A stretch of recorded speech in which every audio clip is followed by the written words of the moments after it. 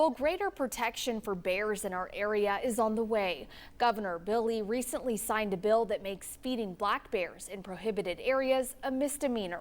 That legislation is set to take effect on July 1st. 10 News reporter Lauren Levitt explains the consequences and what tourists think about that new legislation. Shay, knowingly feeding the bears is punishable with an at least $250 fine. An unknown violation comes with a written warning the first offense. A second offense comes with the same fine. People I talked with say it's worth it to protect the bears. Walking in Gatlinburg, you'll run into bears on benches, signs, and windows. Seeing a real one can be less common. We rode through Cade's Cove earlier today, and we saw several in the cove and the meadows, which was unusual because I've been here in years before and never seen a black bear before. But we've covered times when the animals are seen breaking into cars, stores, or even walking in a parade. We're encroaching on their habitats and it's pushing them out, so they're going to come into our territory.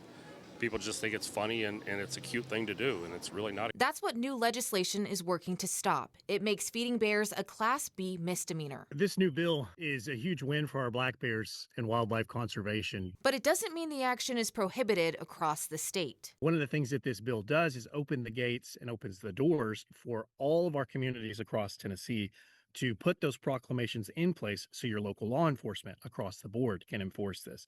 So that opens up to say, if you're in Gatlinburg and a police officer sees someone approaching a bear, they are actually able to say, hey, first time, this is a warning. If you get another one, it's not going to be a warning. Visitors say it's a good start. Yeah, for sure, because it just brings the bears into those places and makes them comfortable around people, and it's not good. And then they will congregate there wanting food and looking for food. A small step in the right direction. I think it should be a little stiffer than a misdemeanor myself, but yes, I support that 100%. And experts agree. Not only is it dangerous for you, it's a death sentence for this bear. So if you do love and you do care about this bear, which pretty much any Tennessean I've ever met does, right? The best possible thing you can do for that bear is to stay away from them. That expert I talked with says if people want to further protect these bears, they need to reach out to their local leaders to get a ban placed in their communities. Shay. All right, Lauren, thank you.